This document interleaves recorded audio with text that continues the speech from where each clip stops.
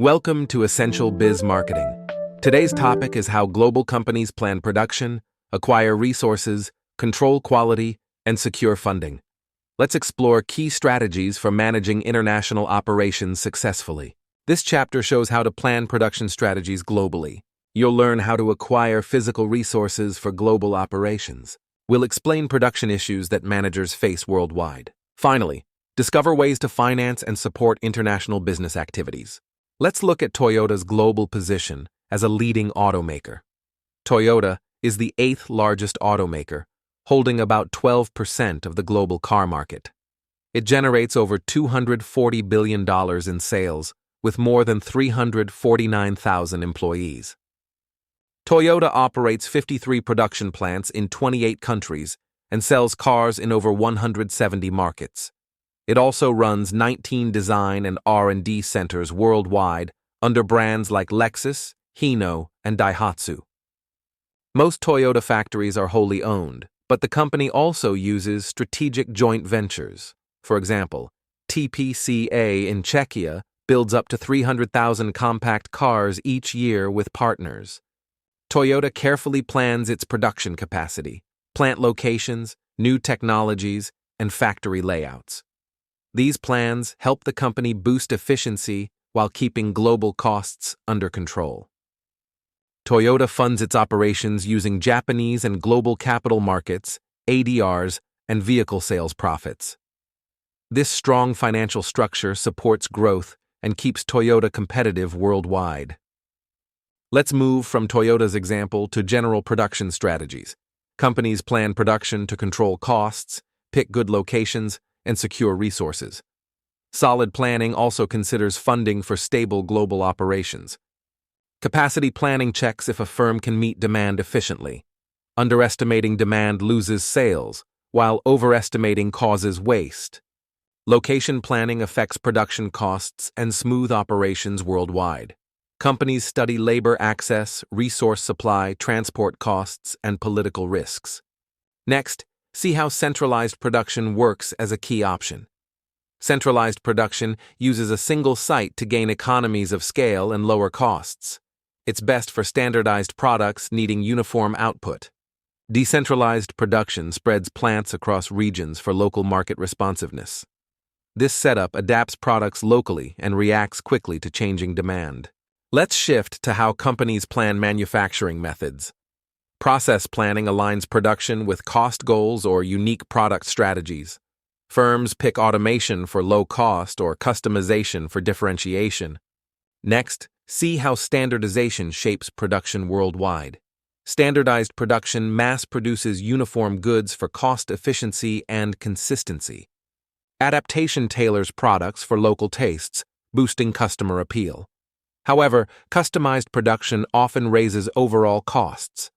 Facility layout planning adjusts factory design to match production needs. Smart layouts use space wisely and raise productivity, especially in high-cost areas.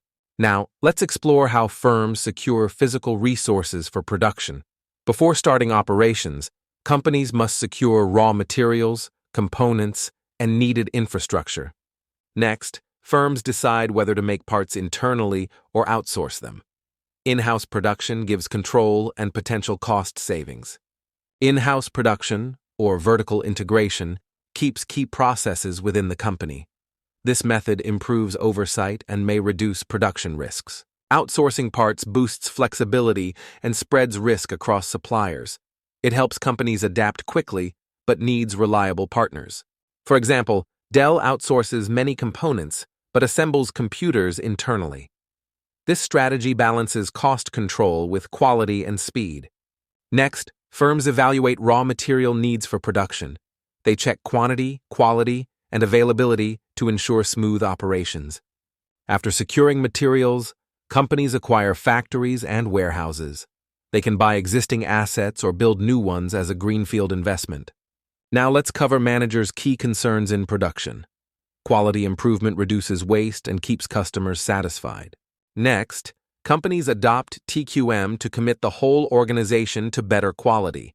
This approach drives continuous improvement and high standards. ISO 9000 is an international quality standard many firms pursue. Getting certified boosts company credibility and ensures global trust. Now, see how JIT manufacturing cuts waste and raises efficiency. Materials arrive exactly when needed, lowering storage and inventory costs. JIT cuts waste by minimizing inventory and streamlining workflow. It also raises overall production efficiency and lowers storage costs. A stable JIT system needs reliable suppliers to deliver materials on time. Strong supplier relationships help avoid delays and keep production smooth. Now let's explore how firms decide to reinvest or divest. Companies reinvest in markets with clear growth potential for long-term gains. When profits are uncertain or risks grow, firms may divest from a market. This shifts resources to better opportunities and reduces financial strain. Let's move to how firms finance international operations. Companies borrow money with low interest rates to support global activities. Back-to-back loans let a parent company fund a subsidiary indirectly. A parent deposits funds in a local bank, which then lends to the subsidiary. To understand back-to-back loans, first check how direct transfers work. A U.S. headquarters lends money directly to its Japanese subsidiary, but this can cause tax and legal issues. To set up a back-to-back loan, the U.S. headquarters first deposits money in a domestic bank. This step prepares funds without sending them directly to the Japanese subsidiary. The domestic bank coordinates with a Japanese bank to arrange local funding. This setup replaces a direct loan and prepares a safer way to finance the subsidiary. Finally, the Japanese bank lends the same amount to the local subsidiary. This back-to-back loan avoids direct transfers and helps build local credit history. Now, see how equity financing supports global expansion. Companies issue shares in international markets to attract investor capital. American Depository Receipts, ADRS, let foreign companies trade shares in the U.S. market.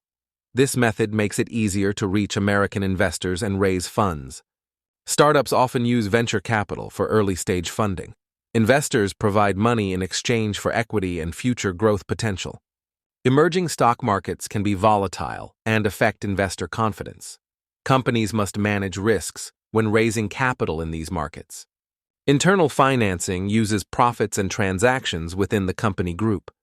This approach reduces outside borrowing and strengthens financial stability. Transfer pricing helps subsidiaries manage tax burdens when they trade goods internally. Adjusting prices within the company lowers overall tax costs. A balanced capital structure combines equity, debt, and internal funds wisely. This mix keeps the company financially stable and minimizes risk exposure. Debt financing offers tax benefits but increases financial obligations. Firms use debt carefully to balance growth and repayment capacity. Equity financing lowers debt pressure by raising money from investors.